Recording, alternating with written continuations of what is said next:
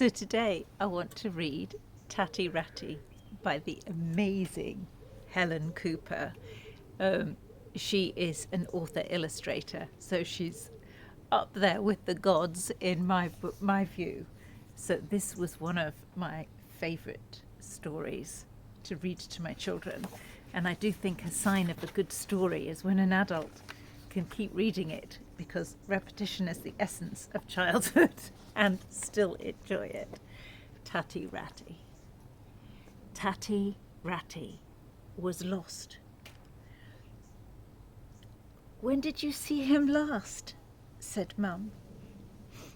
"In the kitchen," sniffed Molly. "And then on the bus." "And after the bus?" groaned Mum.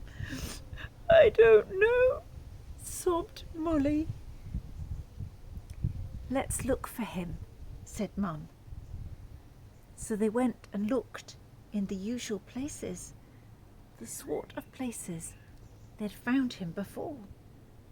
Under the sofa, behind the bin.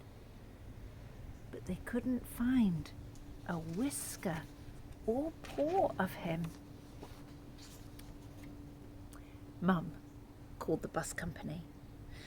"No, we haven't found anything yet," said the man on the phone. "What are we going to do?" wailed Molly. "I can't sleep without Tatty Ratty." "You can sleep with us, so you won't be lonely," said Dad. "Tatty Ratty'll be lonely on the bus," worried Molly. "Maybe he'll hop off," whispered Dad. "He might," said Molly, snuggling down.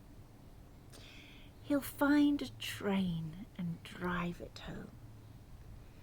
"Will he wear a uniform?" murmured Dad. "Not a whole uniform," Molly yawned.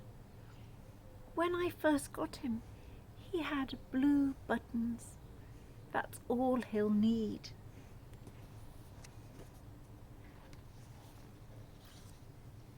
"Tatty Ratty's driving a train," Dad told Mum the next morning. "Not any more," said Molly. "He's having porridge with the 3 bears.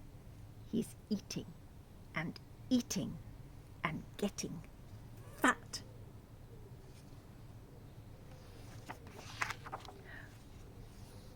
But that night, at bath time, Molly said, "I want Tatty Ratty." "Isn't he with the 3 bears?" said Mum. "Not any more," said Molly. "He ate so much his stuffing hurt. Now he's coming home with Cinderella." Said Mum. "She'll clean him up. She'll mend all his holes and brush his fur." "He won't like it," warned Molly. Molly knew what Tatty Ratty would do. He'd bite Cinderella if she brushed his fur. He'd scrabble and scuttle right through the window and bounce down a mountain into the sea. She told Mum what would happen. "What a bad rabbit," said Mum. "Well, at least he'll be clean, but I hope he can swim." Molly said, "Pirates will save him. He'll sail on their boat and peep at their treasure and sneak a look at their secret map, and then he'll know the way home."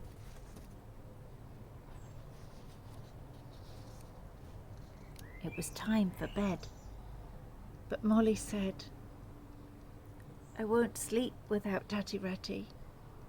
"He's busy reading that map," said Mum. "Not any more," said Molly. "The pirates didn't like sharing their map, so they strung him up by the bunny ears." way to escape, said Mum. He always does. A dragon will save him, said Dad.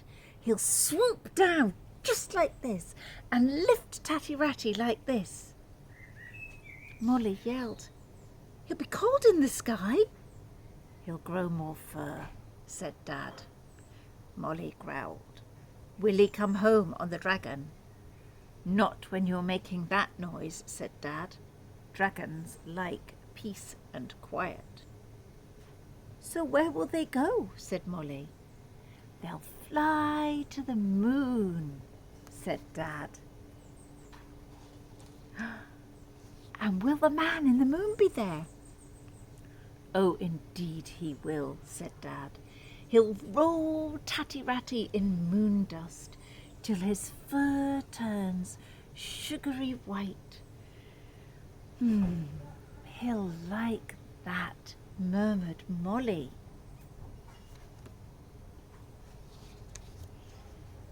Molly dreamed of a spaceship.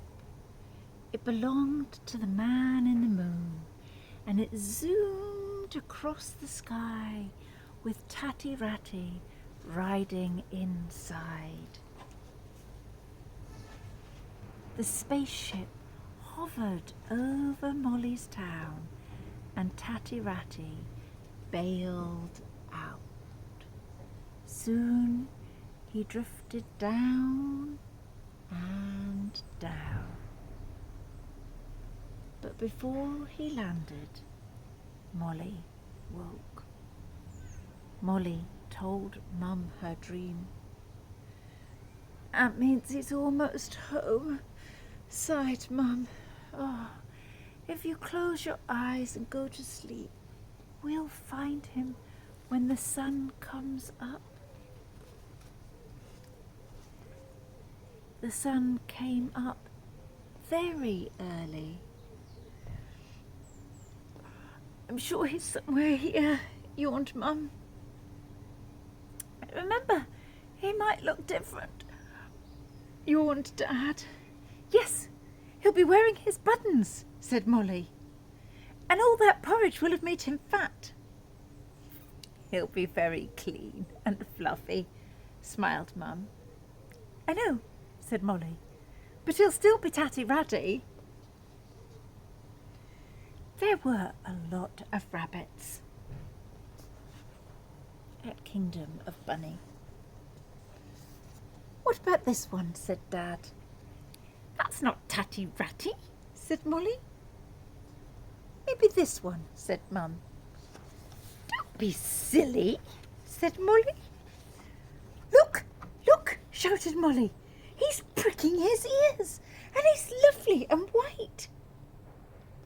He's smiling at me.